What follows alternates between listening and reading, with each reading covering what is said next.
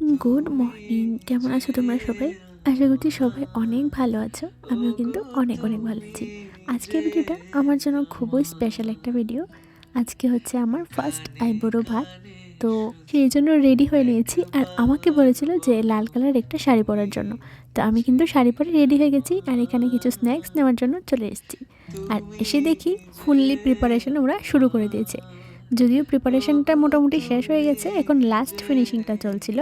তো এটারই এখন লাস্ট পর্ব। তো সব কিছু তো রেডি হয়ে গেছে, আর এখন চলছে এখানে ডেকোরেশন।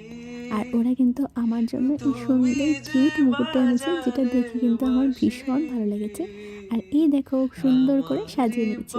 এখানে রেসিপি ছিল চিকেন, মাছ, 5 রকমের ভাজা, মাছের মাথা, তারপর ডাল, ডিম, আরও অনেক কিছু।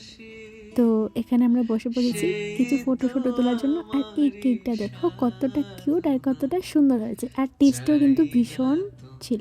সেই সকাল থেকে সবাই মিলে এত সুন্দর করে আমাদের জন্য প্রিপারেশনটা করেছিল। আর আমাদের দুপুরেই আসার কথা ছিল কিন্তু দুপুরে আমরা আসতে পারিনি, তো সেই কারণে আমরা কিন্তু চলে এসেছি এখন রাতে। আর জানো তো, এই কেকটা এত সুন্দর হয়েছে, এটা কাটতে না আমার এত কষ্ট লাগছিল। আর আমি তখন এটাই বলছিলাম যে এত সুন্দর কেকটা কাটতে আমার ভীষণ কষ্ট লাগছে। তো যাই হোক, কেক কাটা কমপ্লিট হয়ে গেছে। দাও গো আমারে ভরে নীরব অহংকারে জীবন মরণ এত সুন্দর করে সব কিছু কিন্তু প্রিয়াঙ্কা, পুষ্পাঙ্কি আর রূপাই করেছিল। আর এখন আন্টি এসেছে আমাদের একটু আশীর্বাদ করার জন্য। তো বেশ ভালোই লাগছিল। তো আমারি জীবনে তোমারি অভিসার